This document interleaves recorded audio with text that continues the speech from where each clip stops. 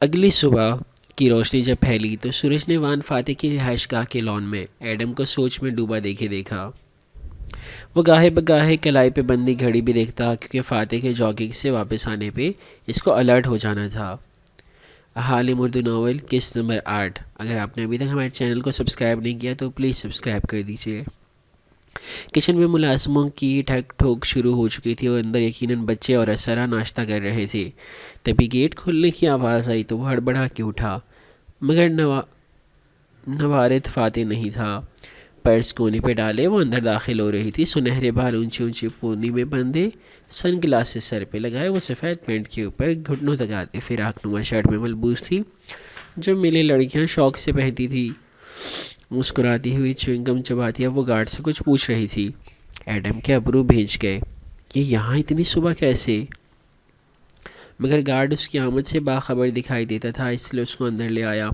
وہ مسکرا کے آگے بڑھی، پورج کے وسط تک پہنچی کہ دروازہ کھلا اور اندر سے اسرا آتی دکھائی دی۔ دونوں بچے اس کے ساتھ تھے، اسکول کے لیے تیار۔ اسرا خود بھی کوٹ سکرٹ پہنے، گردن میں موتیوں کی لڑی اور بالوں کا جوڑا باندھے تیار لگ رہی تھی۔ تالیہ کو دیکھ کے ایک دم رکی، آنکھوں میں جیسے اوہ والے تاثرات ابھرے۔ تالیہ تم آ گئی؟ انداز کو معزت خانہ بناتے ہوئے وہ تیزی سے اس کی طرف آئی۔ تالیہ نے ناسمجھی سے اسے دیکھا۔ السلام علیکم مسز اسرا، آپ کہیں جا رہی ہیں؟ مجھے لگا آپ نے رات ڈنر پہ میرے فیور مانگنے کو سنجیدگی سے لیا تھا۔ وہ اداس ہو گئی تھی، چہرہ بجھ گیا تھا۔ سنجیدگی سے لیا تھا تو حامی بھری تھی کہ تم میرا پورٹریٹ بناؤ گی جس کو ہم نیلامی پہ رکھیں گے، وہ نرمی سے کہہ دی۔ اس کے مقابل آ رکی، مگر میرے بچوں کی ہنگامی پیرنٹس ٹیچر میٹنگ کی کال آ گئی ہے، صرف تھوڑی دیر کے لیے مجھے جانا ہوگا۔ تالیہ کے کندھے ڈھیلے پڑ گئے، وہ مایوس نظر آنے لگی تھی۔ میں اسے کوئی کیمپین پرومس سمجھوں پھر مسز اسرا؟ الیکشن سے پہلے مہم کے دوران کیے گئے وعدوں کو کیمپین پرومس کہا جاتا ہے، جو اکثر یہ کہہ کے پورے نہیں کیے جاتے کہ وہ محض کیمپین پرومس سے اور صرف کیمپین کے لیے کیے گئے۔ ہرگز نہیں تالیہ، خوش دلی سے مسکراتے ہوئے اسرا نے اسے تسلی دی۔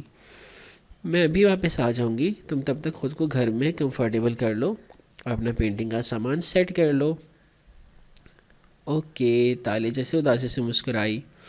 اسرا کار کی طرف آئی تو اس نے پکارا، کیا میں آپ کا پورٹریٹ بنانے کے لیے اپنی مرضی کی جگہ ڈھونڈ سکتی ہوں گھر میں؟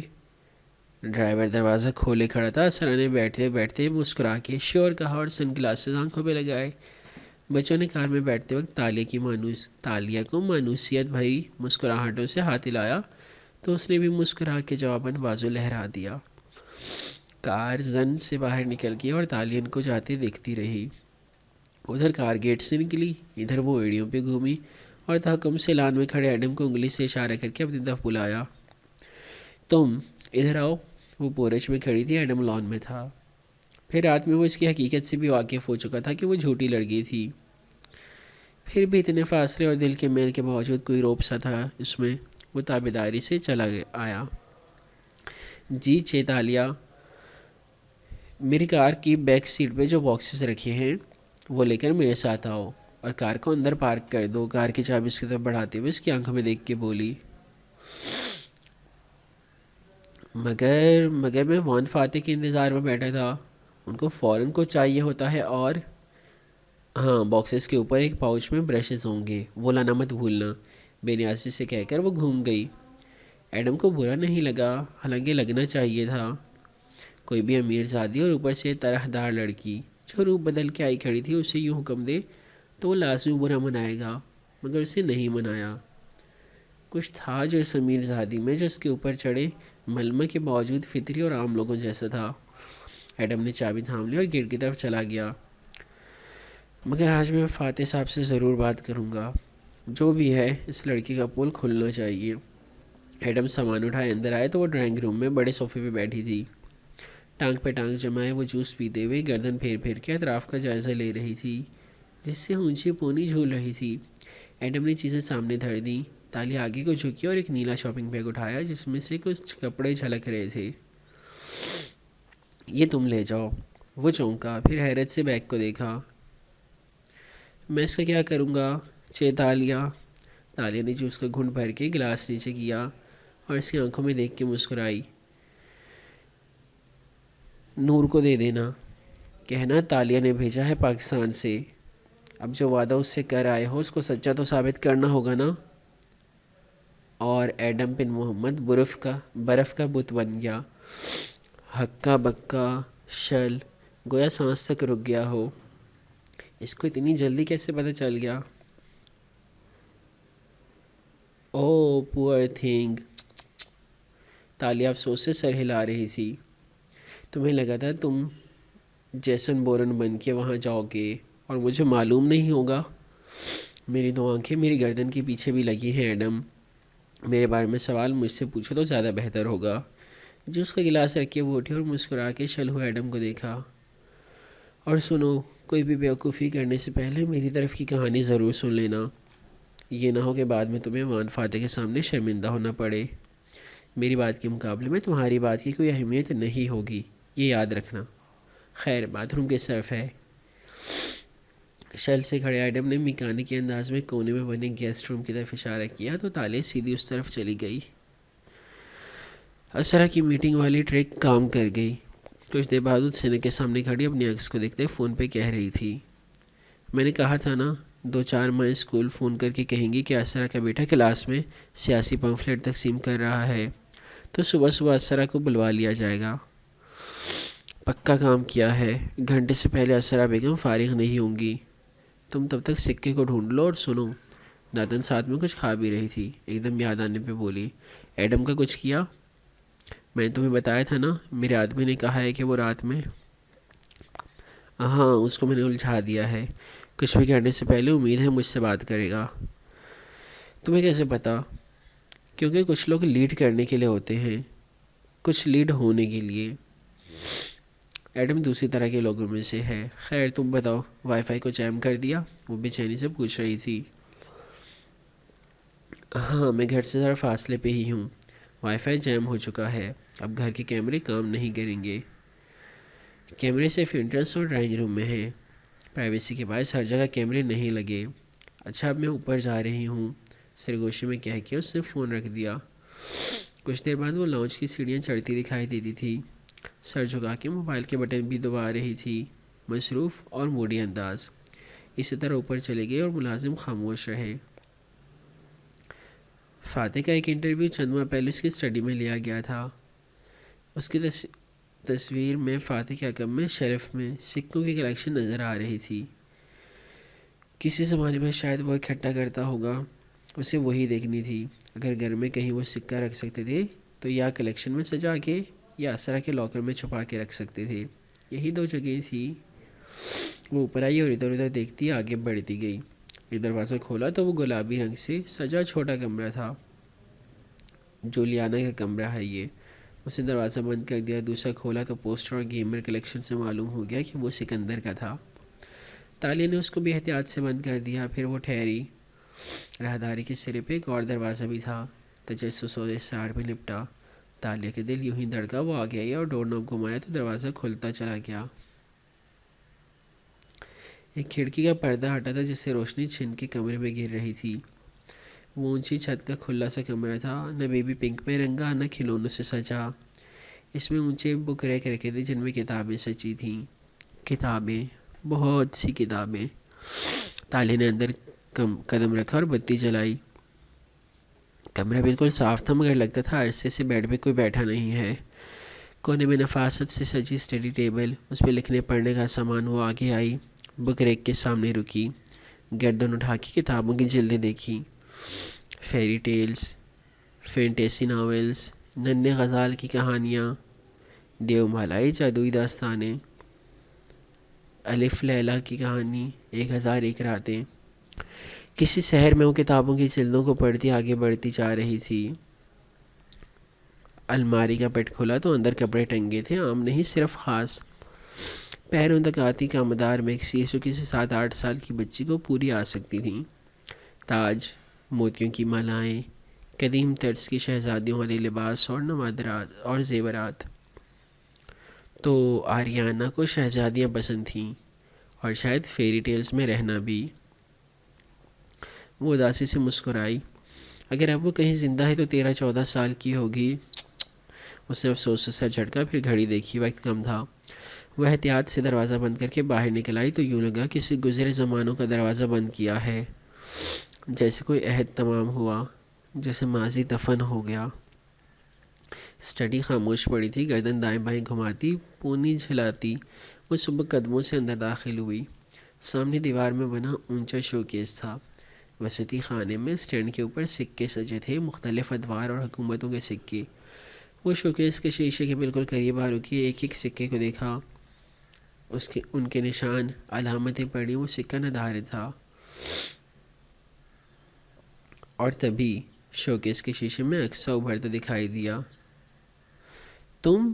وان فاتح کی برہم سی آواز سنائی دی، مگر وہ تالیہ تھی۔ نہ ڈری نہ گھبرائی، آرام سے پلٹی اور مسکراتی نظریں ان پہ جمائی۔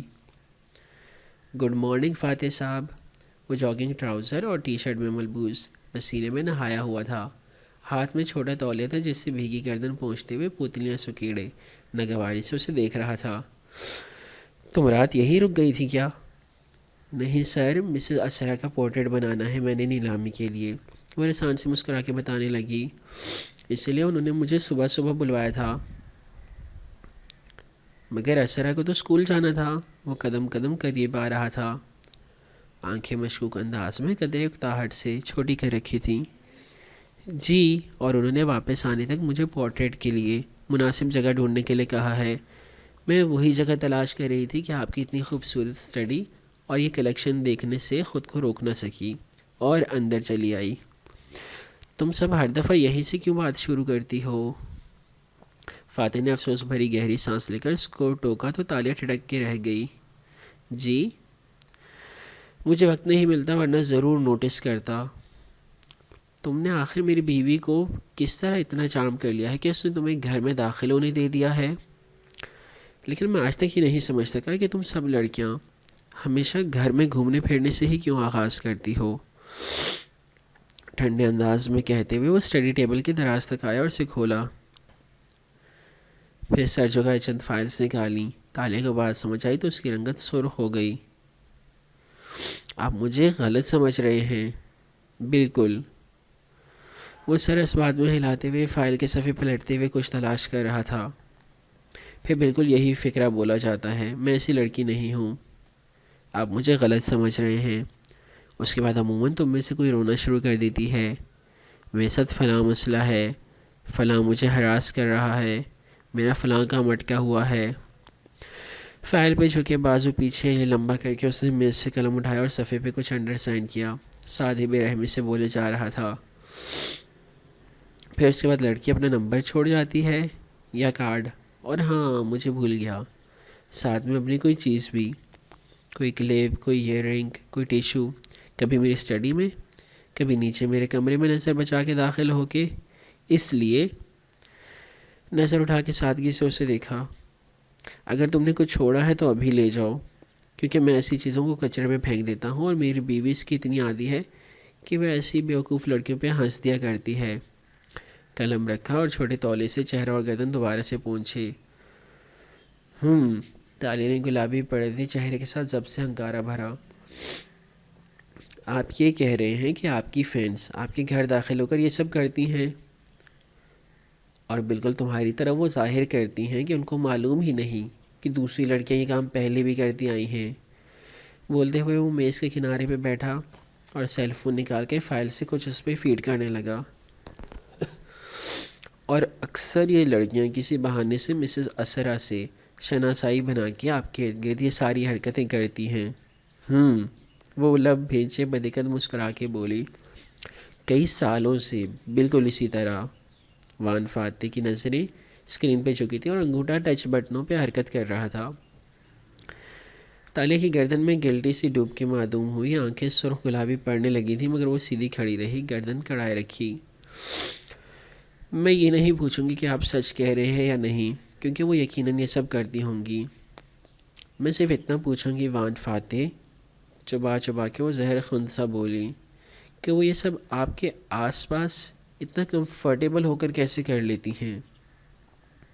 فاتح نے چونک کے آنکھیں اٹھائیں، اسے شاید اس جواب کی توقع نہیں تھی، مگر وہ لڑکی اب بازو سینے پہ لپیٹے ڈھیڑائی سے بلند آواز میں بولے جا رہی تھی۔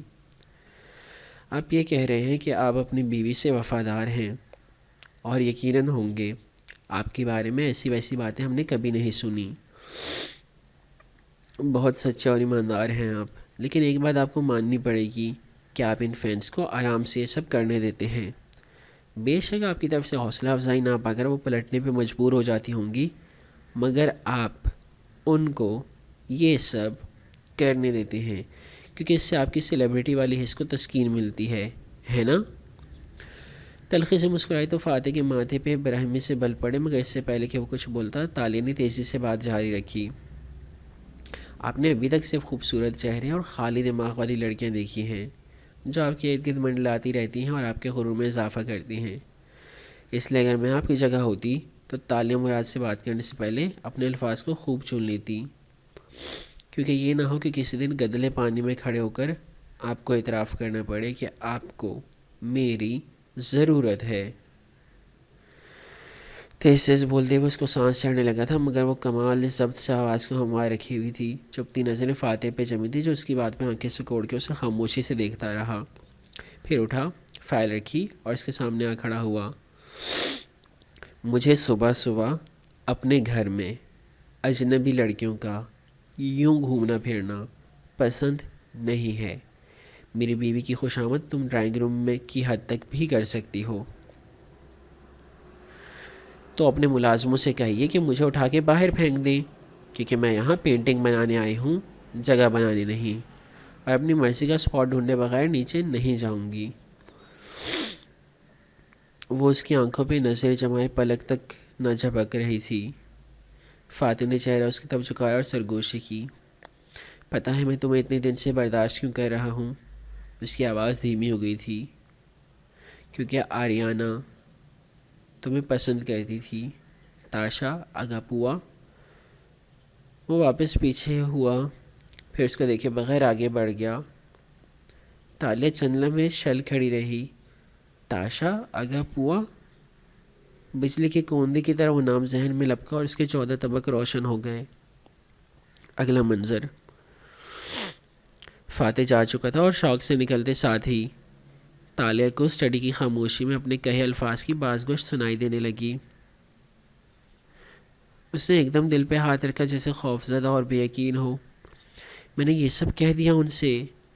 وہ وان فاتح تھے، وہ ملیشیا کے محبوب وان فاتح تھے، لوگ ان کے قدموں میں رول جانے کو تیار رہتے ہیں، اور میں ذرا سی توہین برداشت نہ کر سکی۔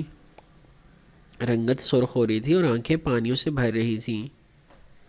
پسند تو کرتی ہوں میں ان کو، سب کرتے ہیں، ہاں نہیں ہوں میں ان لڑکیوں کی طرح، مگر میں بھی تو چوری کی نیت سے آئی تھی، پھر ان کو ناراض کرنے کی کیا ضرورت تھی؟ ساری عمر کے لیے ان کو خود سے ناراض کر لیا، اب تو وہ مجھے شاید شدید ناپسند کرنے لگیں گے۔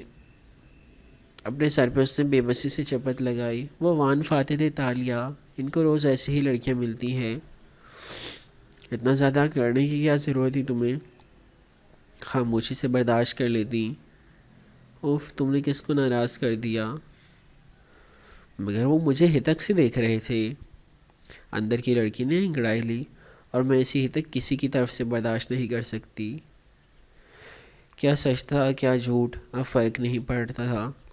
اسے آنکھیں رگڑیں اور باہر نکل آئی۔ اثر آنے والی ہوں گی، مگر دل ابھی تک کرلا رہا تھا اور احساس توہین سے کان ہنوز سرخ پڑے تھے۔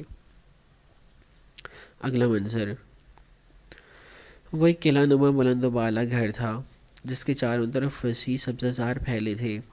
لان کے کونے میں ایک اونچا ٹیلا تھا جس پہ لکڑی کی گول کینوپی بنی تھی، لکڑی کے ستونوں کی مدد سے کھڑی اونچی چھتری جس کے نیچے کرسیاں بچھی تھیں۔ وہاں بیٹھے افراد نشیب میں جاتے سبززار اور دور واقع قلعے کا دل فریب نظارہ کر سکتے تھے۔ گھاس پہ چڑھتے ہرن، ایک طرف ٹہلتا کتا، بھاگتے پھرتے خرگوش، غرض وہاں قدرتی حسن کو بکھیرنے کی بھرپور کوشش کی گئی تھی۔ یہ اشر محمود کے والد محمود بن عزیزی کا گھر تھا جو اشر کو ترکی میں ملا تھا۔ اشر اس وقت کینوپی کی کرسی پہ بیٹھا تھا اور اس کے سامنے ایک سرمئی سوٹ میں ملبوس ادھیڑ عمر گورا چٹا چینی شخص بیٹھا تھا۔ اشر خاموشی سے مسکرا کے اسے دیکھ رہا تھا جو فون پہ ہدایات دے رہا تھا۔ خدا کی سٹوری کل تو کیا کسی بھی دن پرنٹ نہیں ہوگی، جیسا میں نے رات میں کہا تھا ویسے ہی کرو۔ ایک مگ کے پیچھے ہم اپنے اخبار کو قانونی کیسز کی طرف نہیں دھکیل سکتے۔ ہم نے ایک نسل پرست ایشو کو اٹھایا تو حکومت بھی ہمیں بیک نہیں کرے گی۔ پھر موبائل بند کر کے میز پہ ڈالا اور مسکرا کے سامنے بیٹھے اشر کو دیکھا۔ میں مزید تمہارے لیے کیا کر سکتا ہوں ایش؟ آپ نے رات کو ہی یقین دہانی کروا کے میرے لیے سب کچھ کر دیا تھا، اب میرے کچھ کرنے کا وقت ہے، کہہ کے اس نے ٹانگ سے ٹانگ ہٹائی اور ایک فائل میز پہ رکھی۔ اگلا منظر، یہ ٹورزم ملیشیا کے اشتہاروں کی تفصیلات ہیں جو کل سے آپ کے اخبار کی زینت بنیں گی۔ بادل زور سے گرجے اور پل بھر میں ٹپ ٹپ قطرے برسنے لگے۔ یہ حکومتی اشتہار ہیں اور میں اپوزیشن میں ہوں، جانتا ہوں، لیکن میرے دوست ہر جگہ ہوتے ہیں۔ چینی صاحب مسکرائے اور فائل کے صفحات دلچسپی سے پلٹنے لگے۔ اشر نے گردن موڑ کے دیکھا۔ بارش تڑ تڑ برس رہی تھی اور کینوپی کی چھاتا کے کناروں سے پانی نیچے لڑک رہا تھا۔ ہرن کلانچے بھرتے آشیانے کے لیے بھاگ رہے تھے۔ کتا کیلے کی طرف دوڑا۔ پل بھر میں سارا منظر جل تھل ہو گیا تھا۔ میرا خوبصورت ملائیشیا، وہ ستائش سے مسکرایا، اور یہ ملک میں کسی کے حوالے نہیں کروں گا۔ روزانہ کی بنیادوں پہ آدھے صفحے کے اشتہارات، وہ بھی فرنٹ پیج پہ۔ زبردست اشر، اخبار مالک نے خوشگوار حیث سے ابرو اٹھائے۔ اور یہ سرکاری اشتہارات ہیں، پیسہ سرکاری خزانے سے جائے گا، کسی کو میرے اور آپ کے تعلق پہ شک نہیں ہوگا۔ وہ بینچ کی پشت پہ بازو پھیلائے اطمینان سے بتا رہا تھا۔ لیکن آپ کو ایک اور کام بھی کرنا ہوگا۔ چینی صاحب نے چونک کے اینک کے پیچھے سے آنکھیں اٹھائی۔ اور وہ ہے؟ جس صحافی نے خبر لگانی چاہی تھی اس کو نوکری سے نکال دیں۔ وہ کیوں؟ اخبار مالک ٹھٹک گئے۔ کیونکہ کل کو اگر وہ کسی دوسرے اخبار کا رخ کرے تو ہم یہ کہہ سکیں کہ اس نے یہ سب صرف اور صرف اپنے چینی مالک کے خود کو نوکری سے نکالنے کی وجہ سے کیا ہے۔ تعصب، مسکرا کے ہلکے سے شانے اچکائے تو چینی صاحب کے تنیا صاحب ڈھیلے پڑے اور ہونٹ مسکرا اٹھے۔ میں سمجھ گیا۔ اشر نے دوبارہ سے گردن موڑ کے پیچھے دیکھا۔ پتھریلا قلعہ بارش میں بھیگتا جا رہا تھا۔ سارے جانور چرند پرند چھپ گئے تھے۔ تنہا بھیگتا قلعہ۔ اگلا منظر، بارش نے موسم ٹھنڈا کر دیا تھا مگر وان فاتح کے لاؤنج میں پھر بھی ہلکا اسی چل رہا تھا جیسے ہر وقت ہر جگہ ملیشیا میں چلتے رہتے ہیں۔ کھڑکی کے ساتھ اونچی شاہانہ کرسی پہ اسرا بیٹھی تھی، روایتی لمبی قمیص، سفید قمیص پہنے، نیچے نیلا اسکرٹ جسے باجو کرونگ کہتے تھے، باجو قمیص اور کرونگ اسکرٹ۔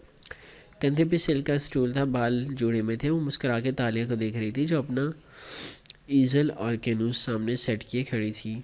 اونچی پونی باندھے وہ برش کا پچھلا کنارہ لبوں میں دبائی تنقیدی پرسوچ نظروں سے حسرا کو دیکھ رہی تھی۔ ایک منٹ، پھر برش رکھ کے آگے آئی اور کسی ماہر اسٹائلسٹ کی طرح اسرا کا دوپٹہ کندھے پہ درست کرنے لگی۔ اپنی شرٹ سے بروچ اتار کے اسٹول بروچ کے ذریعے اسرا کے کندھے کے ساتھ نزدیک کیا۔ آپ کسی دوسرے کا زیور پہننا برا خیال تو نہیں کرتی؟ سوال پہ اسرا مسکرا دی۔ یہ بروچ بہت خوبصورت ہے۔ یعنی برا خیال کرتی ہے مگر ابھی تکلف میں برداشت کر لے گی۔ گڈ۔ آپ کا پورٹریٹ بہت خوبصورت ہوگا مسز اسرا۔ مجھے نیلامی کے 1.5 درجن کارڈ بھی دیجیے گا کیونکہ میں چند ملکی اور غیر ملکی آرٹ کلیکٹرز کو مدعو کرنا چاہوں گی جو ویسے تو شاید وان فاتح کا نام سن کر بھی نہ آئیں مگر مہر کہنے پہ آ جائیں گے۔ کنکھیوں سے فاتح کو دیکھ کے اونچا سا بولی جو تیار ہو کے اپنے کمرے سے نکل رہا تھا۔ سیاہ سوٹ ٹائی میں ملبوس، بالوں کو دائیں طرف پیچھے کر کے جمائے، پارٹی آفس جانے کے لیے مکمل تیار تھا۔ اپنے نام پہ ایک اچھٹتی نگاہ اس طرف ڈالی جہاں اونچی سنہری پونی والی لڑکی قدرے خفگی سے اسرا کا سٹول جوڑتے ہوئے کہہ رہی تھی جیسے اس کو پرواہ تھی۔ سر جھٹک کے وہ آگے بڑھ گیا۔ مسز اسرا، اگر آپ برا نہ منائیں تو… وہ پیچھے ہوئے اور پھر سے تنقیدی نظروں سے اسرا کا جائزہ لیا۔ موتی کے بجائے ڈائمنڈ پہنے۔ موتی آپ کو سیاسی بیوی کا لک دیتے ہیں جو کہ آپ ہیں۔ مگر میں مسز فاتح کا پورٹریٹ نہیں بنانا چاہتی. میں اسرا محمود کو پینٹ کرنا چاہتی ہوں جو ایک وکیل، ایک ماں، ایک بیوی کے علاوہ اپنی پہچان رکھتی ہے. اب وہ جیولری پہنے جو بطور ایک عورت آپ نے سب سے زیادہ دل سے خریدی ہو، جو اسرا نے اسرا کو تحفے میں دی ہو. اس کی بات پہ اسرا چونکی. بات دل کو لگی تھی. وہ مسکرا کے میں سمجھ گئی کہتی اٹھی اور اپنے کمرے کی طرف بڑھی. فاتح لاؤنج سے ملکہ ڈائننگ ہال کی طرف جا رہا تھا جہاں اس کا ناشتہ تیار تھا. اسرا کے اٹھتے ہی تالیاں میں ذرا ہاتھ دھو لوں کہہ کے لاؤنج کے کونے میں بنے گیسٹ باتھ روم کی طرف آئی.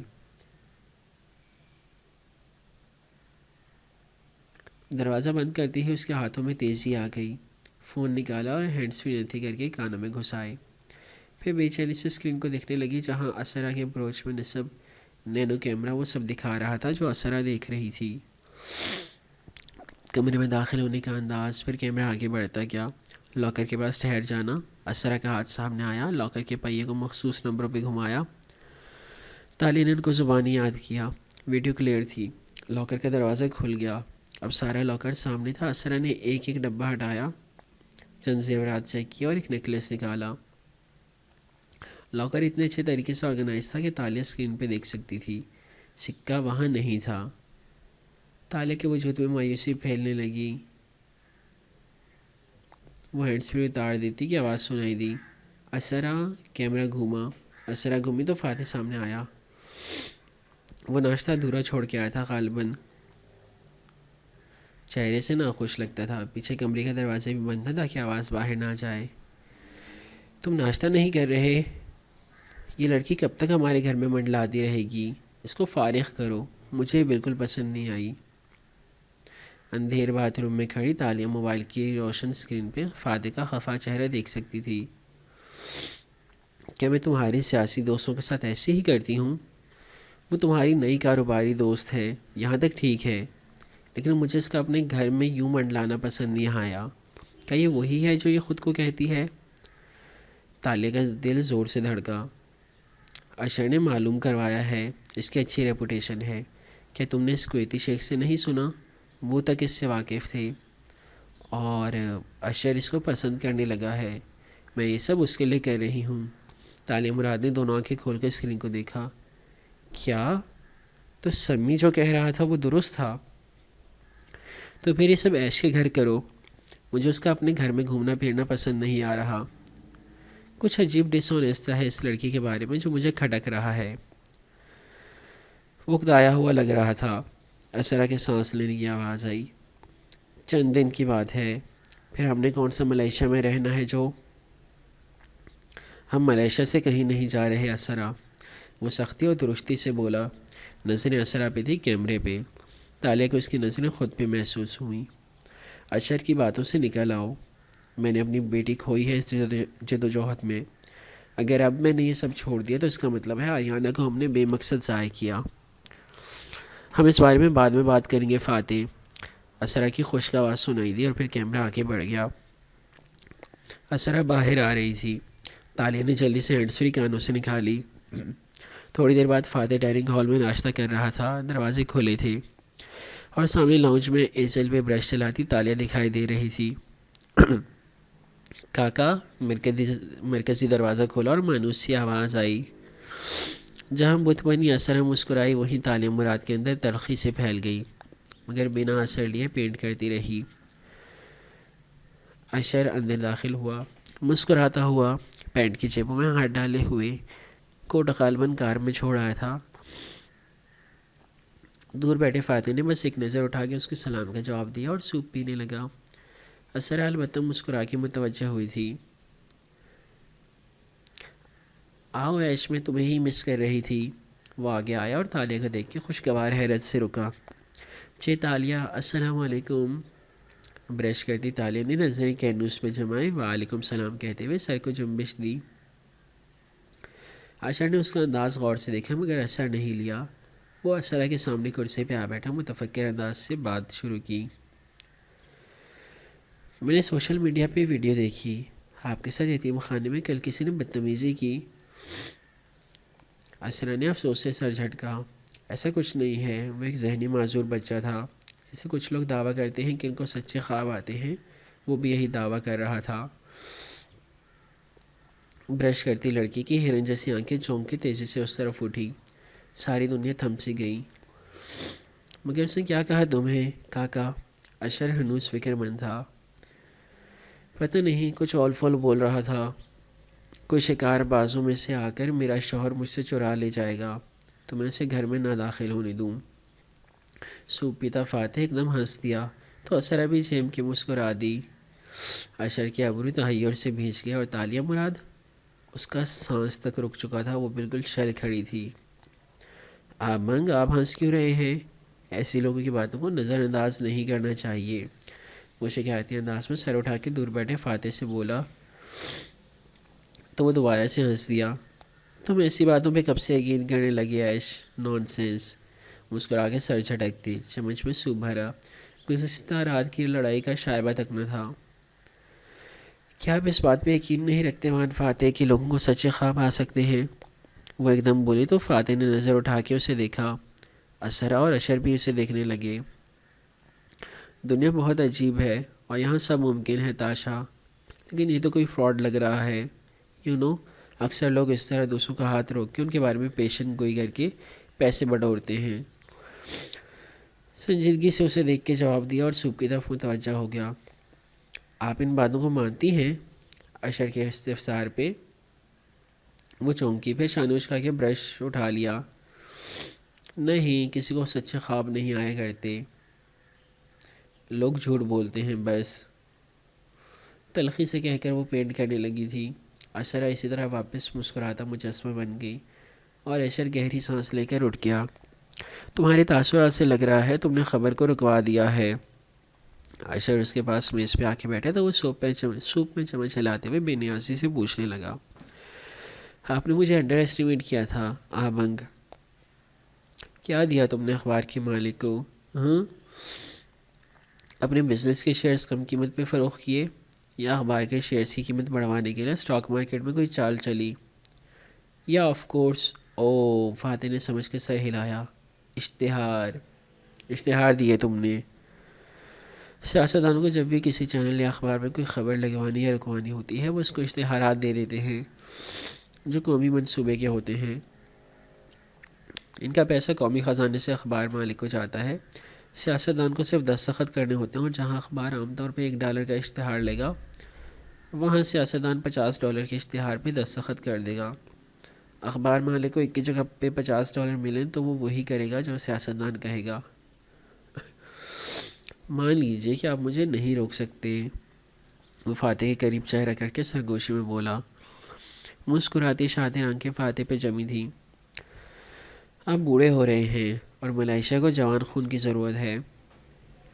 وان فاتح نے سوپ کا پیالہ پرے کیا اور نیپکن سے ہونٹ تھپتھپائے۔ جب میں لاء اسکول میں تھا تو ہمارا کرمنل لاء کا ایک پروفیسر تھا، بوڑھا، ٹھگنا، سفید بالوں والا۔ ساری عمر اس نے قانون پڑھانے میں گزاری۔ پھلوں والی پلیٹ اپنے قریب کرتے ہوئے فاتح مسکرا کے بتانے لگا، وہ کہتا تھا کہ جب لوگ جرم کرتے ہیں نا تو ان کو ان کا جرم نہیں پکڑواتا، ان کو ان کا خوف پکڑواتا ہے۔ وہ خوف جس کے ہاتھوں وہ اس جرم کو ڈھانکنے اور چھپانے کی کوشش کرتے ہیں، وہ کوشش، وہ کور اپ اس کے خلاف سب سے بڑی گواہی بن جاتا ہے۔ اشر کے تاثرات بدلے، آنکھوں سے برہمی جھلکی۔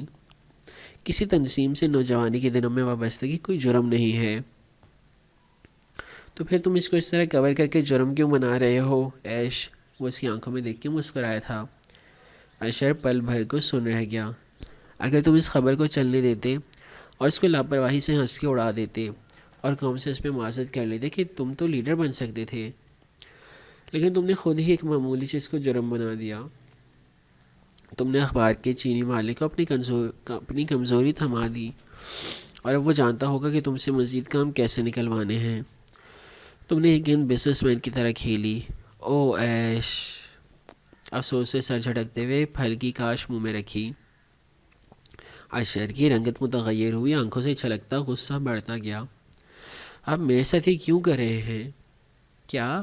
وہ لاتعلقی اور بے نیازی سے کندھے چٹکتا اٹھ کھڑا ہوا اور سیل فون اٹھا لیا۔ منہ میں پھل چباتے ہوئے کوٹ کا بٹن بند کیا اور لانچ کی طرف بڑھ گیا۔ اشر دبے دبے غصے کے ساتھ وہیں بیٹھا رہا۔ فاتح لاؤنج سے باہر کھلتے دروازے پہ رکا اور ایک لمحے کے لیے، ایک خود سر بے اختیار لمحے کے لیے، اس نے گردن موڑ کے اسے دیکھا تھا۔ وہ اونچی سنہری پونی والی لڑکی گردن تیزی کیے، نظر کینوس پہ جمائے اس پہ برش پھیر رہی تھی۔ فاتح آگے بڑھ گیا۔ اسی پل تالیہ نے برش روکا اور گردن ذرا موڑی تو باہر نکلتے آدمی کی پشت دکھائی دی۔ تالیہ نے واپس اسرا کی طرف دیکھا تو اس کے پیچھے کھڑکی کے باہر کا منظر دکھائی دیا۔ وہ آگے بڑھ رہا تھا اور چھتری اٹھائے ایڈم ساتھ تھا۔ بارش ابھی تک برسے جا رہی تھی، ٹپ ٹپ، وقت کی سوئیوں کی طرح۔ اگلا منظر، شیشوں سے ڈھکی تکون عمارت بھی بارش میں بھیگ رہی تھی۔ اس کے اندر بنے مال میں گاہکوں کا رش اور رونق معمول کی لگی تھی۔ مال سے چند منزلیں اوپر آفس فلورز بنے تھے، جن میں سے ایک پہ بارش سے نیشنل کے ورکرز اور سیاستدان اپنے معمول کے کام نپٹاتے دکھائی دیتے تھے۔ فاتح اپنے آفس میں میٹنگ میں تھا اور ایڈم بیکار سا باہر کھڑا تھا۔ صبح صبح تالیہ کی باتوں نے مزید الجھا دیا تھا، مگر اس وقت زیادہ بڑی کشمکش ماں کی طرف سے ڈالی گئی تھی۔ ماں نے عجیب مطالبہ سامنے رکھا تھا جس کا وان فاتح کے سامنے رکھتے ہوئے اس کو شرمندگی محسوس ہو رہی تھی۔ ایڈم، فاتح کا پولیٹیکل سیکریٹری عثمان چوکٹ پہ نمودار ہوا تو وہ فوراً سیدھا کھڑا ہوا۔ جی سر۔ جاب کے آخری 3 دن رہ گئے تھے اور وہ عثمان سے کسی قسم کی آفس پالیٹکس میں نہیں الجھنا چاہتا تھا۔ میں گھر جا رہا ہوں، والدہ کی طبیعت خراب ہے۔ اسے بازو پہ رین کوٹ فولڈ کر کے ڈالا ہوا تھا اور خلاف معمول نرمی سے بتا رہا تھا، مس فرح آئیں تو تم ان کو یہ لسٹ دے دینا، وہ اگلی میٹنگ سنبھال لیں گی، مجھے گھنٹہ لگ جائے گا۔ اچھا شیور سر، آپ جائیں، ہم دیکھ لیں گے۔ اسے لسٹ تھامی تو عثمان تھینکس کہتا اجلت میں مڑا۔ پیچھے سے ملازم کافی کے کپ ٹرے میں سجائے لا رہا تھا، ایک ہاتھ سے موبائل پہ ٹائپ بھی کر رہا تھا۔ ایڈم بکھلا کے دھیان سے چیخا مگر ٹکر ہو گئی، کافی الٹ گئی، موبائل بھی دور جا گرا۔ گرم گرم آیا عثمان کے اوپر جا گرا۔ سب اس کی طرف دوڑے مگر اس نے ہاتھ اٹھا کے روک دیا۔ بچت ہو گئی۔ اسے میز سے چند ٹیشو کھینچے اور رین کوٹ پہ گری کافی صاف کی۔ اس کے کپڑے بچ گئے تھے۔ ایک کٹیلی نظر ملازم لڑکے پہ ڈالی جو ڈر گیا تھا مگر کچھ کہے بنا آگے بڑھ گیا۔ ایڈم نے سکون کا سانس لیا۔ یقیناً وہ والدہ کی وجہ سے الجھا ہوا تھا، اس لیے موڈ خراب نہیں کیا۔ فرح کے آتے ہی ایڈم نے لسٹ اس کے حوالے کر دی۔ وان فاتح نے اگلے 2 گھنٹے کس کس سے ملنا ہے اور کس کی کیا خاطر کرنی ہے سب اس پہ درج تھا۔ سیاستدان کا ایک منٹ ہفتہ پہلے سے پولیٹیکل سیکریٹری کی ڈائری میں جمع تفریق کے ساتھ درج ہوتا تھا۔ اگر کوئی مہمان فاتح کے پاس مقررہ وقت سے 5 منٹ بھی اوپر بیٹھ جائے تو سیکریٹری اندر آ کے وقت کا احساس دلاتا اور فاتح کو نشست برخاست کرنی ہوتی تھی۔ کبھی کبھی ایڈم سوچا کرتا کہ کون کس کے تابع ہے، سیاستدان سیکریٹری کے یا سیکریٹری سیاستدان کے۔ مس فرح کے بیٹھتی ہے، اپنی ازلی مداخلت کی عادت سے وہ باز نہ رہ سکا۔ سب کو چائے پیش کرنی ہے مگر یہ 11 بجے والے مہمانوں کی اتنی خاطر داری کیوں کرنی ہے؟ فرح عثمان جیسی نہ تھی، اسکارف پہنی مستعد اور خوش اخلاق سی ملے لڑکی تھی۔ فوراً سمجھ کے سمجھداری سے بولی، کیونکہ ان لوگوں سے وان فاتح کو کام ہے اور جن سے ہم نے مطالبات بنوانے ہوتے ہیں ان کی خاطرداری کی جاتی ہے تاکہ وہ خود کو اہم سمجھیں۔ مگر وان فاتح کو تو کسی کی ضرورت نہیں ہوتی، وہ تو ہر ایک سے بے نیاز ہوتے ہیں۔ کس دنیا میں رہتے ہو ایڈم؟ انہیں واقعی کسی کی ضرورت نہ ہوتی تو وہ روز اتنے لوگوں سے ملاقات نہ کرتے۔ وہ ظاہر نہیں کرتے مگر ہر سیاستدان کو لوگوں کی ضرورت ہوتی ہے۔ ان کو اپنی ذات کے لیے ضرورت نہ بھی ہو تو اپنی کاز کے لیے ہے۔ اور ایڈم چونک سا گیا۔ وان فاتح اتنے بڑے بڑے کام کروا سکتے ہیں لوگوں سے اور میں اتنا چھوٹا سا کام نہیں کہہ سکتا۔ میں چند منٹ کے لیے اشر صاحب کے پاس جا رہا ہوں مس فرح، مجھے ان سے کام ہے۔ وہی درست بندہ تھا۔ وہ فرح کو بتا کر باہر نکل آیا، بھاگ لفٹ پکڑی، نیچے آیا اور برستی بارش میں ٹیکسی پہ سوار ہو گیا۔ کچھ دیر بعد وہ اشر کے کاروباری مرکز میں موجود تھا۔ وہ ایک اونچی عمارت تھی جس کا 18واں اور 19واں فلور اشر کے کاروباری ہیڈ کوارٹر کے طور پہ استعمال ہوتا تھا۔ چند روز قبل وہ فاتح کے ساتھ یہاں آیا تھا، اس لیے داخلے میں کوئی مسئلہ نہ ہوا۔ اشر کے آفس روم کے باہر لابی بنی تھی جہاں لوگ صوفوں پہ بیٹھے تھے۔ سیکریٹری اپنا کام کر رہی تھی، وہ بھی کونے میں بیٹھ گیا۔ اشر کسی میٹنگ میں تھا، ایڈم کو انتظار کرنا تھا۔ سامنے میز پہ اخبار میں فاتح کا انٹرویو چھپا پڑا نظر آ رہا تھا۔ وہ مسکرایا اور اخبار اٹھا لیا، مگر پھر آنکھ کے کنارے نے کوئی شے پکڑی جیسے ذہن میں کوندہ سا لپکا۔ ایڈم نے نظریں موڑی، سیکریٹری کے قریب کوٹ سٹینڈ پہ رین کوٹ لٹکا تھا، سفید رین کوٹ جس کے اوپر دھبے لگے تھے۔ ایڈم سن رہ گیا۔ عثمان ادھر کیوں؟ اس کی تو ماں۔ مگر آج اس کا سیاستدانوں کے ساتھ 9واں دن تھا اور دماغ اب تیزی سے کام کرتا تھا۔ عثمان مجھے دیکھ نہ لے۔ او نو، جلدی سے اخبار اٹھایا اور چہرے کے سامنے پھیلائے ستون کی اوٹ میں جا کھڑا ہوا۔ دل زور زور سے دھڑک رہا تھا۔ عثمان کو چھپ کے اشر سے ملنے جانے کی کیا ضرورت تھی؟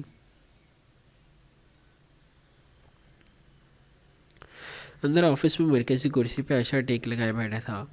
سنجیدہ نظریں سامنے بیٹھے عثمان پہ جمی تھی جو تابعداری سے کہہ رہا تھا، مجھے اور تو کوئی بات نظر نہیں آئی، لیکن صبح وان فاتح اپنے کسی دوست سے ملاقہ والے گھر کی بات کر رہے تھے، شاید وہ اس کو بیچنا چاہتے ہیں۔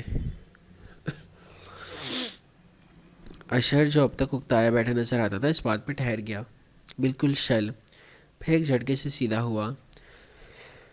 ملاقہ والا گھر؟ سن باؤ کا گھر؟ اس کا دماغ بگ سے اڑ گیا۔ سن باؤ؟ عثمان الجھا۔ سن باؤ یعنی 3 خزانے؟ وہ سن باؤ والا گھر؟ آبنگ اس کو بیچ کے چیئرمین کا الیکشن لڑنا چاہتا ہے؟ اس کا دماغ بھگ سے اڑ گیا۔ کیا بہت قیمتی گھر ہے وہ سر؟ قیمتی؟ اشر کو ٹھنڈے پسینے آنے لگے تھے۔ وہ آبنگ کے والد کا ان کے لیے آخری تحفہ تھا۔ وہ گھر قدیم ہے، تاریخی ورثہ، صدیوں پہلے کسی چینی سفارتکار کی ملکیت تھا۔ اس کا نام پتہ نہیں کیا تھا، مگر اس کو سن باؤ 3 خزانے 3 نگینے کہتے تھے۔ آبنگ کے والد نے سستے داموں میں ساری زمین لی تھی۔ کچھ عرصے بعد کاکا کو معلوم ہوا کہ سن باؤ کا ویئر ہاؤس ہے جو وہ 600 سال پہلے استعمال کرتا تھا۔ کاکا نے اس کو احتیاط سے مرمت کروائی اور خوبصورت بنا دیا۔ تاریخی ورثے کی تصدیق بھی کروائی گئی۔ وہ گھر اگر نیلامی پہ چڑھا دیا جائے تو تاریخی نوادرات کے دیوانے امیر لوگ اس کو کروڑوں بلکہ اربوں میں خریدیں گے۔ آبنگ کو پھر پیسے کی کبھی کمی نہیں ہوگی۔ اسے پریشانی سے کہتے ہوئے ٹائی ڈھیلی کی، رنگت اڑ چکی تھی۔ وہ گھر فاتح کو عزیز تھا، اتنا عزیز کہ کبھی سوچا بھی نہ تھا کہ وہ اس کو بھی بیچ سکتا ہے۔ میرے لیے کیا حکم ہے سر؟ اشر چند لمحے سوچتا رہا، پھر خود کو سنبھال کے بولا، تم وان فاتح کے ساتھ رہو، کسی سائے کی طرح۔ اس کی ہر حرکت کی خبر مجھے کرو۔ تمہیں ماہانہ اتنا پیسہ میں اسی لیے دیتا ہوں کیونکہ تمہارا اصل باس میں ہوں۔ اب جاؤ۔ تحکم سے اسے جانے کا اشارہ کیا۔ موڈ خراب ہو گیا تھا۔ عثمان دروازے تک پہنچا کہ وہ بولا، رکو۔ آواز بدلی ہوئی تھی۔ عثمان چونک کے پلٹا تو دیکھا اشر کی آنکھوں میں چمک تھی، جیسے کچھ نیا سوچ رہا ہو۔ ایک کام تم آج بھی کر سکتے ہو۔ ایڈم باہر ستون کے اوٹ میں کھڑا تھا جب اشر کے آفس کا دروازہ کھولا۔ باہر نکل کے تیزی سے اپنا رین کوٹ اٹھانے والا عثمان ہی تھا۔ ایڈم نے اخبار مزید سامنے پھیلا لیا۔ عثمان متوجہ نہ تھا، وہ جلدی میں لگ رہا تھا، سیدھا آگے بڑھتا گیا۔ ایڈم کا ذہن شل تھا۔ وہ وان فاتح کو کیسے بتائے گا کہ نہ تالیہ وہ مراد ہے جو وہ خود کو کہتی ہے، نہ عثمان اس کے ساتھ مخلص ہے۔ بیک وقت 2 لوگوں پہ الزام لگے گا تو ایڈم خود عثمان کی جگہ بیک وقت 2 لوگوں پہ الزام سے تو لگے گا ایڈم خود عثمان کی جگہ لینا چاہتا ہے۔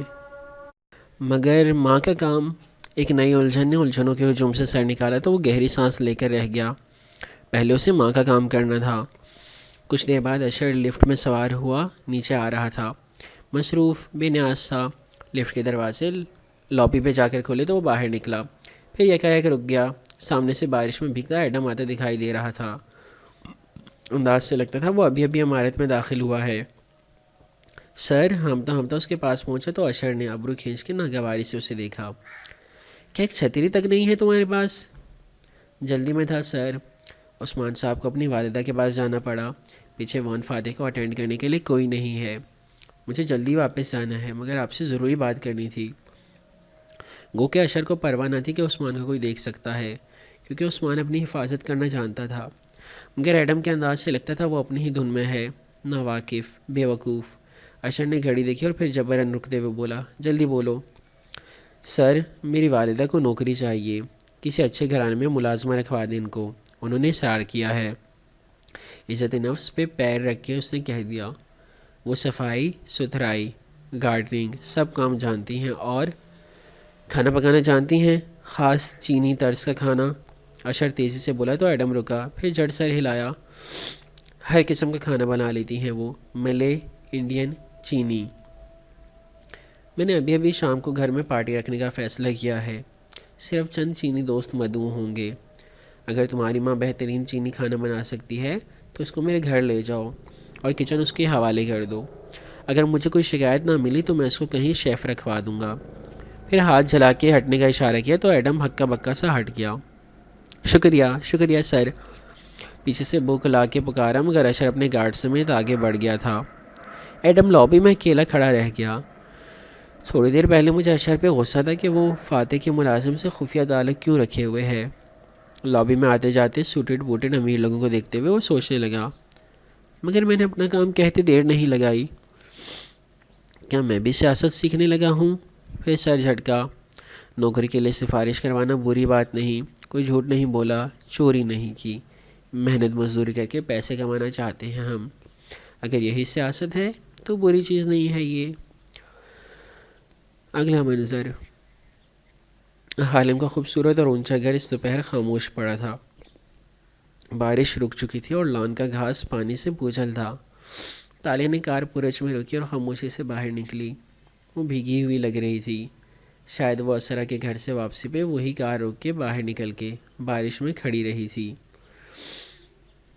سنہرے بالوں سے موٹے موٹے پانی کے قطرے ٹپک رہے تھے. وہ ان میں انگلیاں چلاتی دروازے کی طرف آئی.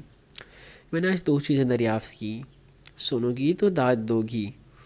دروازہ کھولا تو سامنے لاؤنج کے صوفے پہ پھیل کے بیٹھی بھاری بھرکم داتن دکھائی دی.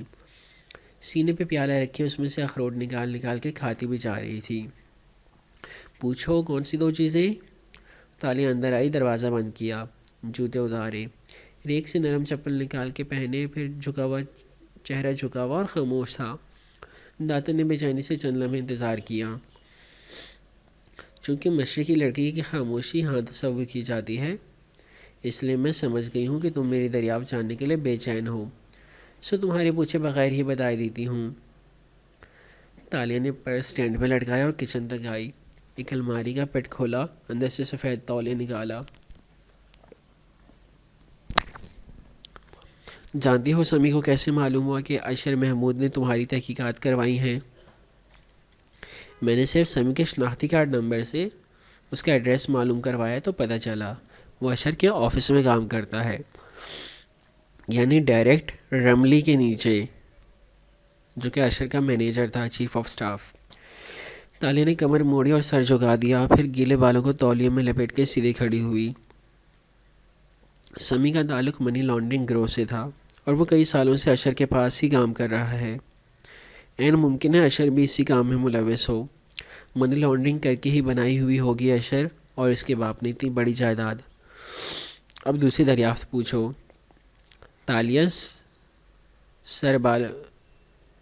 تالیہ بالوں کو تولیے سے رگڑ رہی تھی، خاموش، بالکل خاموش. ہاں میں جانتی ہوں تم مزید جاننے کے لیے بے چین ہو. تجسس تمہارے اندر ابل رہا ہے، اس لیے تمہیں انتظار کیوں کرواؤں؟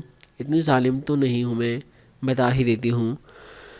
وہ مٹھی بھر اخروٹ پھینکتے ہوئے جلدی جلدی جوش سے بتانے لگے اور تالیہ خاموشی سے بال خشک کرتی رہی.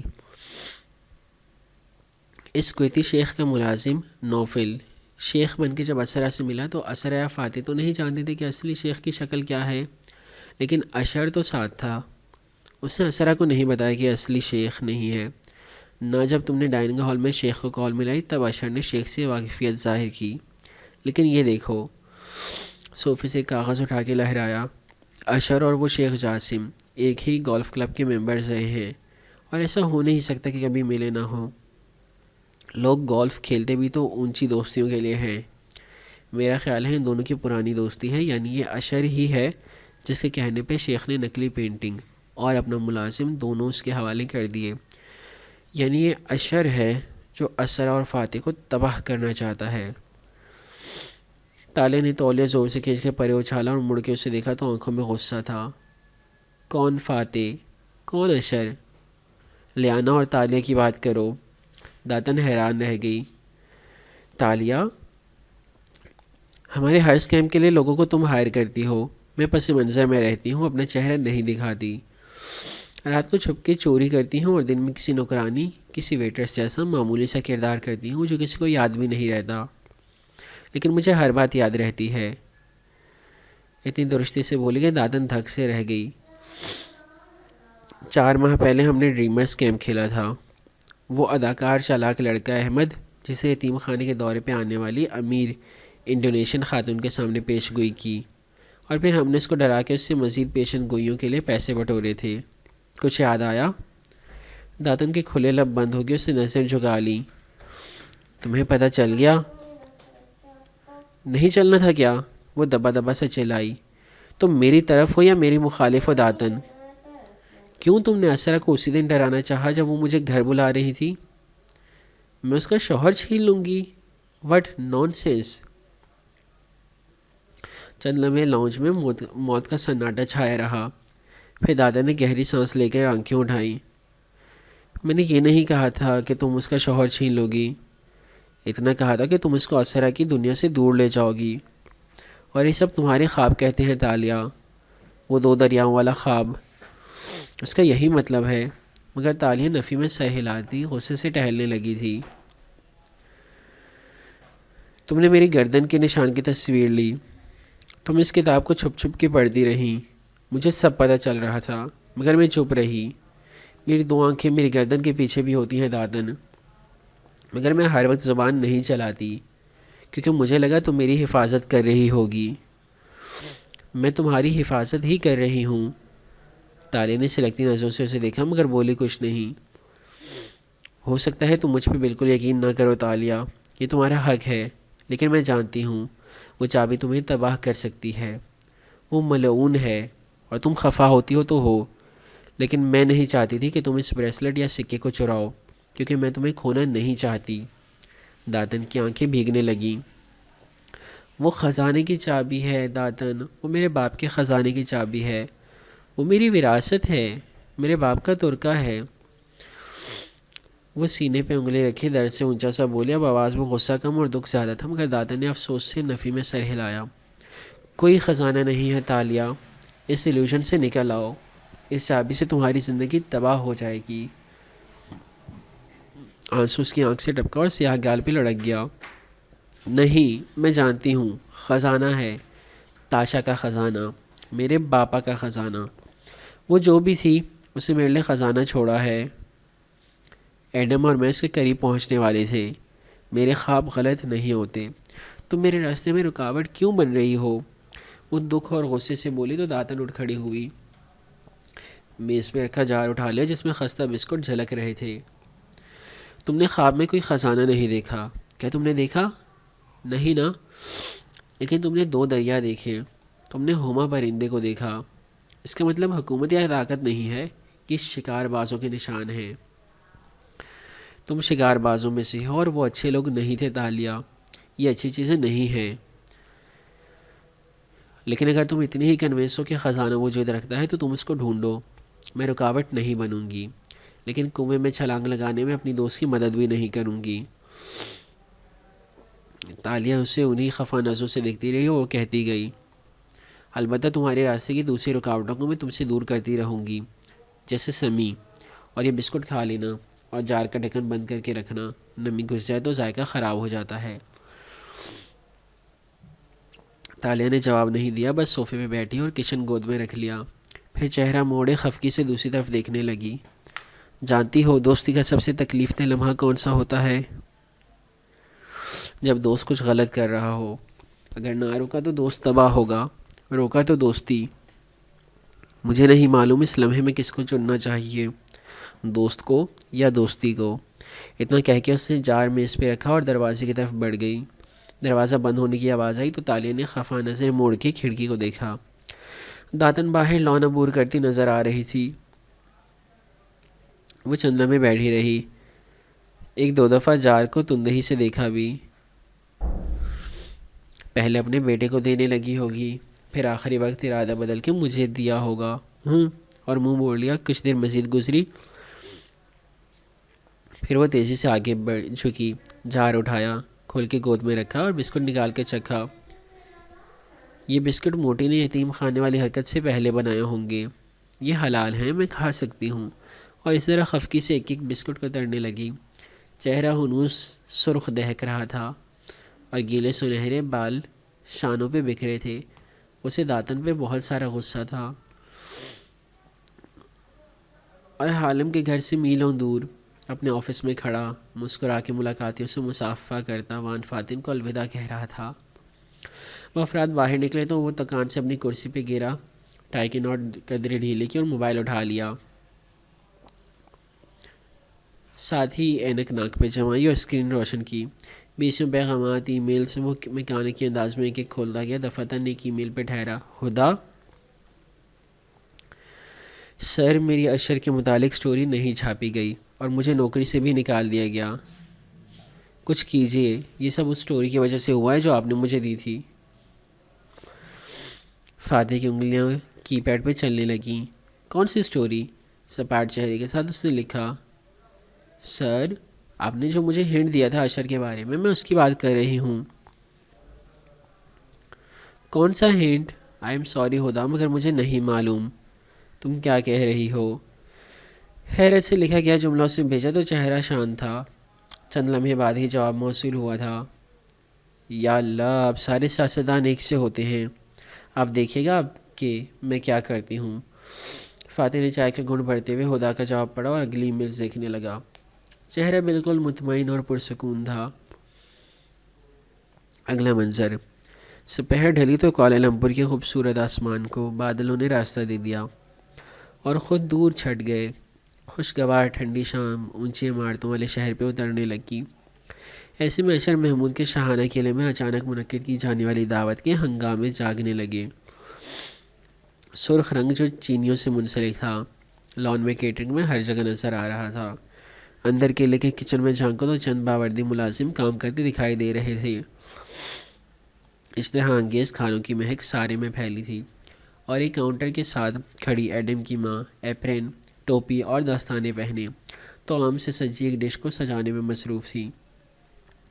چند میل دور وان فاتح کی رہائش گاہ پہ بھی شام اترنے کو بےتاب نظر آتی تھی۔ اپنے کمرے کے ڈریسر مرر کے سامنے کھڑا فاتح اپنے عکس کو دیکھتا ٹائی کی نوٹ باندھ رہا تھا۔ ایک نظر گھڑی پہ بھی ڈالی، دیر ہو رہی تھی۔ تبھی دروازہ دھاڑ سے کھلا اور اسرا آندھی طوفان کی طرح اندر آئی۔ فاتح نے ایک نظر عکس میں اسے اپنے عقب میں دیکھا۔ وہ زرد لباس، میک اپ اور جوڑے میں تیار نظر آتی تھی، مگر چہرہ غصے سے لال بھبوکا ہو رہا تھا۔ ایش کا فون آیا تھا۔ فکر نہ کرو، ہم وقت پہ پہنچ جائیں گے، میں ابھی تو گھر آیا ہوں۔ ٹائی کو بل دے کر باہر نکالتے وہ سادگی سے بولا۔ تم کس کی سائڈ پہ ہو فاتح؟ وہ بھوکی شیرنی کی طرح اس کے دائیں طرف آ کے غرائی، دونوں ہاتھ کمر پہ رکھے ہوئے تھے۔ بارسن نیشنل کی؟ وہ آئینے کی طرف متوجہ رہا۔ تو اگر میرے بھائی کا لحاظ نہیں کرنا تھا تو بارسن نیشنل کے رکن کا تو کر لینا تھا۔ تم نے کیسے صحافی سے کہہ دیا کہ وہ اشر کے خلاف خبر لگائے؟ وہ درد سے دبا دبا چلائی۔ میں نے کسی کو کوئی خبر لگانے کو نہیں کہا۔ اسے گھڑی اٹھائی اور کلائی میں باندھنے لگا۔ مگر تم نے اسے ذلیل کرنے کی کوشش کی فاتح۔ اس کی آنکھیں سرخ انگارہ ہو رہی تھیں۔ ایک خبر کسی کو ذلیل نہیں کر سکتی اسرا۔ میرے بارے میں ہر شام ایک سے زیادہ خبریں لگتی ہیں۔ گھڑی بند کر کے اس نے کف لنکس اٹھائے۔ ایش کے ایمبیشنز خاک میں مل سکتے تھے فاتح، اور میرے عزائم، میرے گولز۔ وہ کف لنک پہنتے ہوئے چہرہ موڑ کے سنجیدگی سے اسے دیکھنے لگا۔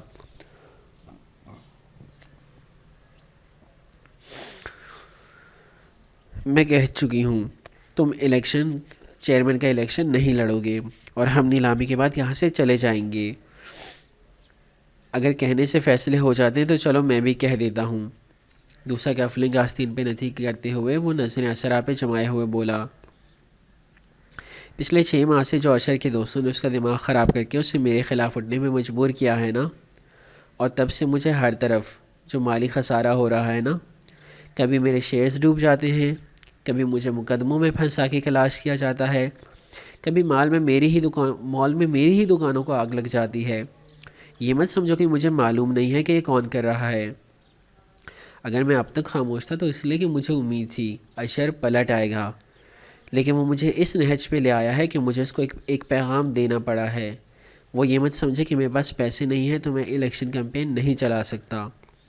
میں کسی سے بھیک نہیں مانگوں گا مگر الیکشن بھی لڑوں گا۔ فاتح کے پاس ہمیشہ پلان ہوتا ہے، اور تم آخری دفعہ سن لو، نیلامی کرنی ہے اپنی آرٹ کلیکشن کی تو شوق سے کرو۔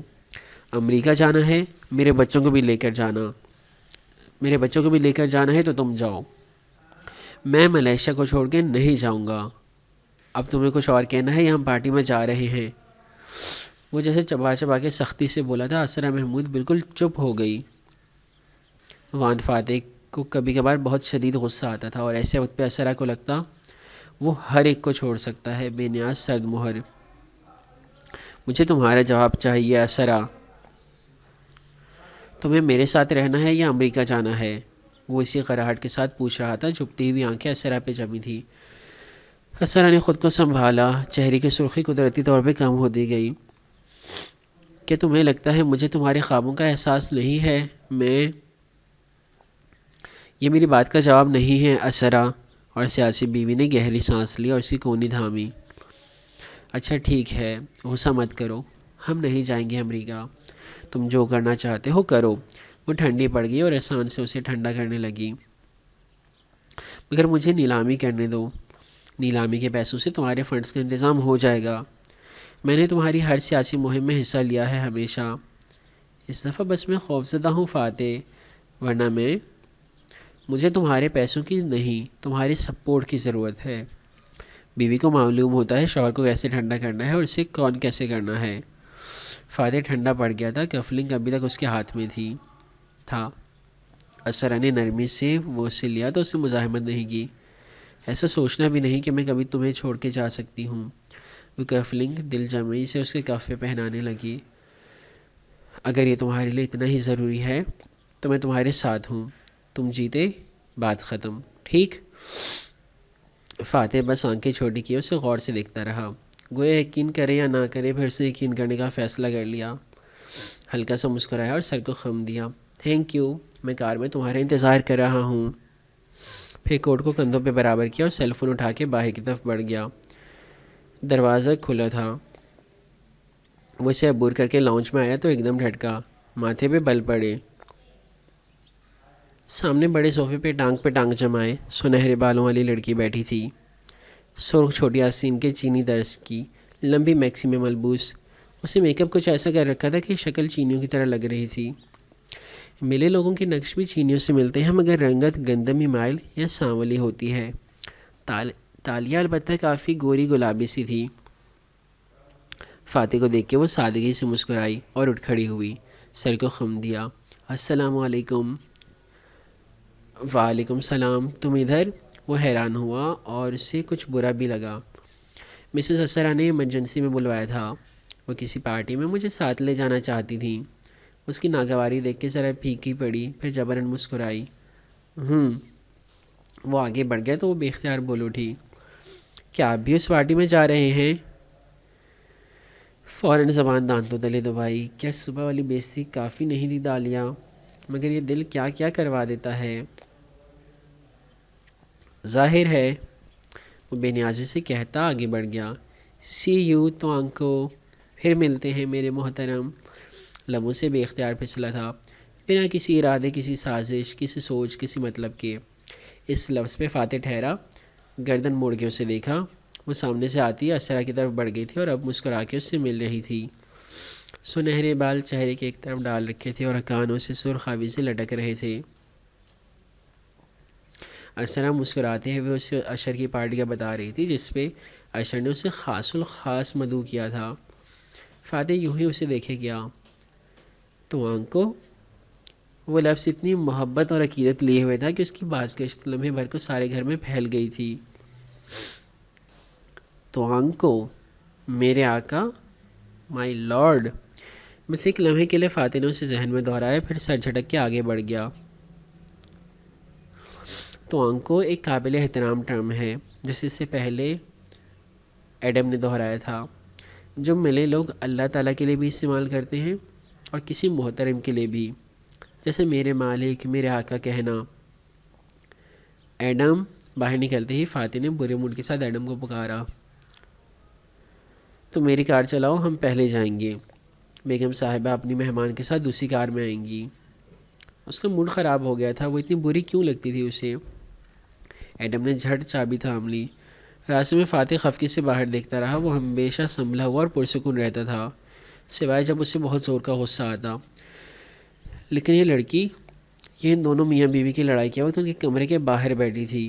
یہ بات اسے بہت غیر آرامدہ کر رہی تھی۔ شاید صرف یہی بات تھی، یا شاید اس کو دیکھ کے آریانہ یاد آتی تھی۔ آریانہ کو وہ اچھی لگی تھی، اتنی کہ وہ کتنے ہی دن اس کے بارے میں باتیں کرتی رہی تھی۔ سنہرے بالوں والی تاشا اگب ہوا۔ ایک سوال پوچھوں سر؟ ایڈم کی آوازوں سے سوچ سے باہر کھینچ نکالا۔ فاتح نے گہری سانس لے کر خود کو پرسکون کیا اور اس کی طرف متوجہ ہوا۔ پوچھو سر۔ کچھ دن اچھے گزرتے ہیں مگر کچھ دن ہمارے بہت برے گزرتے ہیں۔ دل خراب ہوتا ہے، وجہ کبھی پتہ نہیں ہوتی، کبھی ہوتی ہے۔ ایسے دنوں میں کیا کیا جائے؟ یہ سب تمہارے ہاتھ میں ہے۔ برے دنوں سے لڑنا سیکھو، اپنے دل سے پوچھو کیا مسئلہ ہے، غلطی کیا ہے، اور اس کا حل سوچ کے خود کو پرسکون کرنا سیکھو۔ جتنا زیادہ تم برے موڈ کے آگے ہتھیار ڈالو گے، اتنے ہر گزرتے دن کے ساتھ کمزور ہوتے جاؤ گے۔ جتنا اس سے لڑو گے، پرسکون رہو گے۔ سر، کبھی کبھی مسئلہ ہمارے کچھ عزیزوں کے ساتھ ہوتا ہے جن سے ہمارا خونی رشتہ نہیں ہوتا، مگر ان کے بارے میں دل فکر مند رہتا ہے۔ اگر ان کو کچھ غلط کرتے دیکھیں تو ان کو روکنے کا دل چاہتا ہے، مگر ان کی ناراضی سے ڈر بھی لگتا ہے۔ ایسے میں کیا کرنا چاہیے؟ تمہارا مطلب ہے کسی کے ساتھ کوئی انہونا سچ بولتے ہوئے تمہیں ڈر لگ رہا ہے؟ فاتح اب کھڑکی سے باہر بھاگتی عمارتیں دیکھ رہا تھا۔ کیا صرف ایڈم ابھی اس کو بتا دے بھائی عثمان کے بارے میں؟ Let's see. G sir, Adam نے موڑ کاٹتے ہوئے شرمندگی سے آواز پست کی۔ تمہیں معلوم ہے ایڈم، 1400 سال پہلے عرب میں ہمارے رسول اللہ صلی اللہ علیہ وآلہ وسلم کو اللہ تعالیٰ نے نبوت سے نوازا تھا۔ غار حرا میں فرشتہ ان کے پاس حق لایا تھا۔ جب وہ گھر واپس آئے تو خدیجہ رضی اللہ عنہا نے ان کی بات میں من و اعتبار کیا۔ بات کتنی ہی انہونی کیوں نہ تھی، انہوں نے وہ کیا جو ایک اچھا دوست، ایک اچھا ساتھی کرتا ہے۔ اپنے پارٹنر کو کمفرٹ کیا، ہمت بندھائی، ان کو کہا کہ اللہ آپ کو کبھی ذلیل و رسوا نہیں کرے گا، کیونکہ آپ غریبوں کی مدد کرتے ہیں، مصائب میں گھرے لوگوں کا سہارا بنتے ہیں۔ مشکل وقت میں اپنے ساتھی کو امید دکھائی، ان کی اچھائیاں ان کو یاد دلائیں، ان کی بات پہ یقین کیا۔ جانتے ہو کیوں؟ کیونکہ خدیجہ رضی اللہ عنہا محمد صلی اللہ علیہ وآلہ وسلم کو اتنے اچھے طریقے سے جانتی تھی کہ ان کو معلوم تھا یہ جو کہہ رہے ہیں سچ کہہ رہے ہیں، کیونکہ رسول اللہ صلی اللہ علیہ وآلہ وسلم عام معاملات میں بھی سچ بولتے تھے۔ اگر تم چاہتے ہو کہ لوگ تمہاری ہر خاص بات کا اعتبار کریں تو تم عام باتوں میں بھی سچے بنا کرو، اور اگر اس کا وقت نہ ہو، اگر مجھے اپنے اس عزیز کو بیک ویو میرر میں فاتح کا چہرہ دیکھا جو بے نیاز سے باہر دیکھ رہا تھا، ابھی آج ہی کسی شے سے آگاہ کرنا ہو تو میں کیا کروں؟ تمہیں سچ اور حق کا فرق معلوم ہے ایڈم؟ وہ جواباً سوال پوچھ رہا تھا۔ سچ تو برہنہ تلوار ہے جو سامنے آئے گا کاٹ ڈالے گی، مگر حق وہ سچ ہوتا ہے جو درست طریقے سے درست وقت پہ درست بولا جائے۔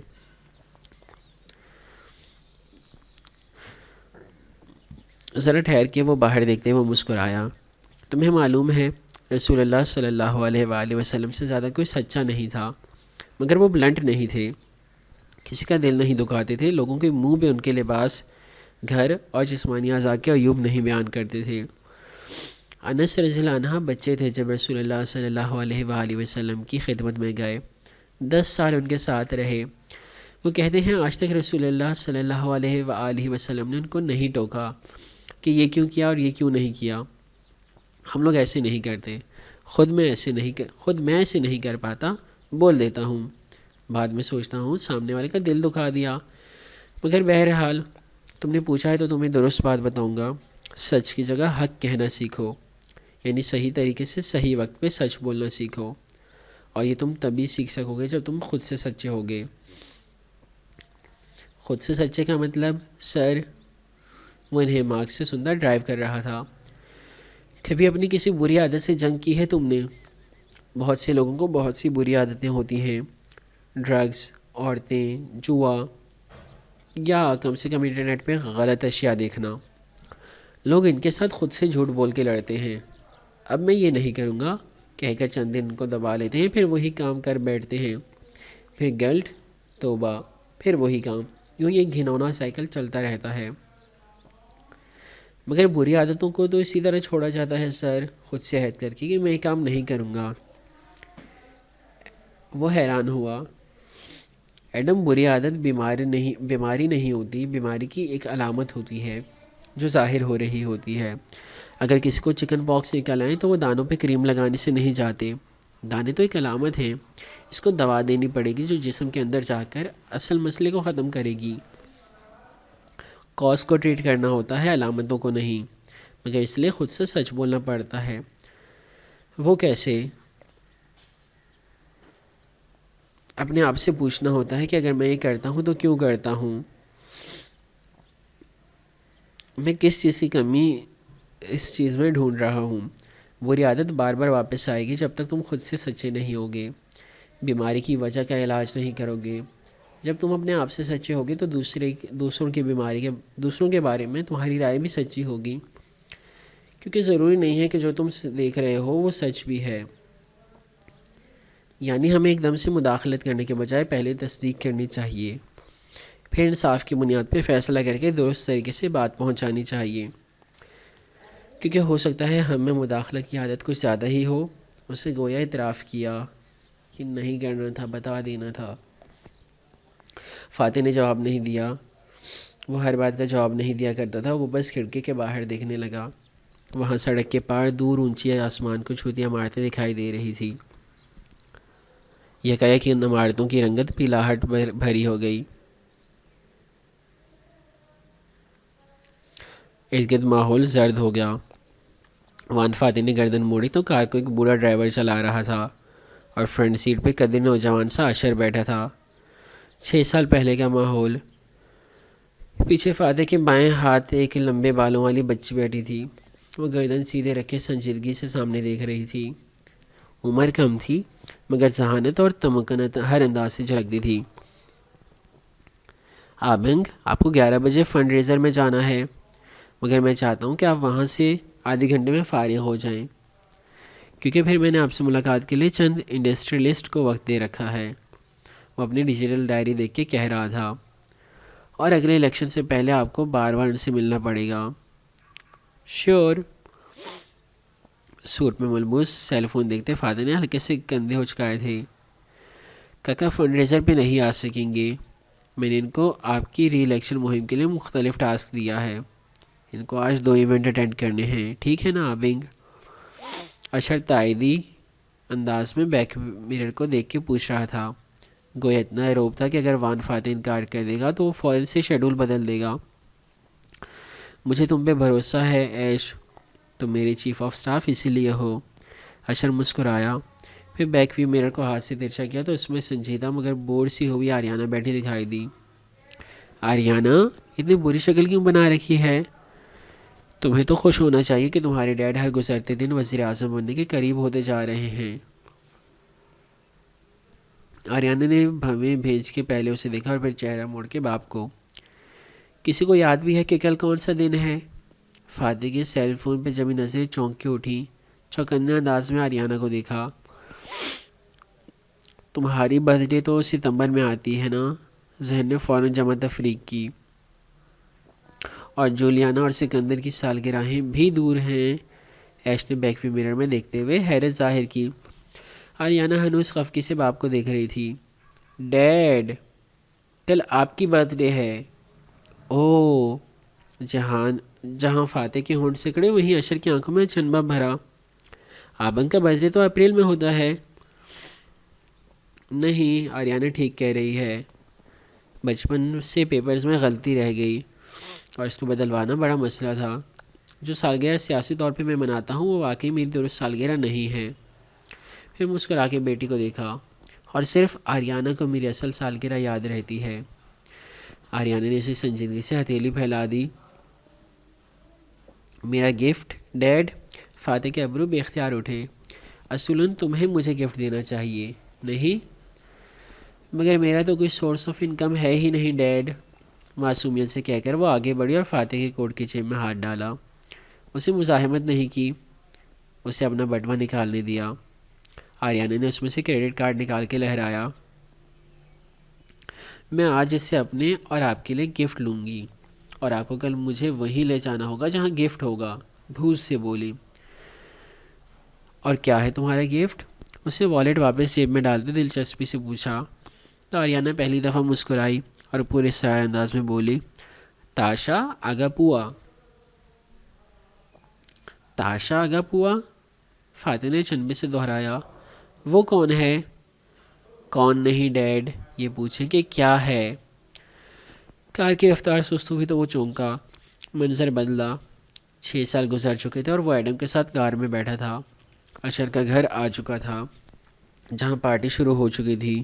سر جھٹک کے اسے تمام خیالات کو سر سے جھٹکا، ذہن سے جھٹکا، اور چہرے پہ مخصوص مسکراہٹ طاری کر لی جس کے ساتھ اسے اب نیچے اتر کے مہمانوں سے ملنا تھا۔ سیاست دان کا مسکراتا ہوا چہرہ، بزنس فیس۔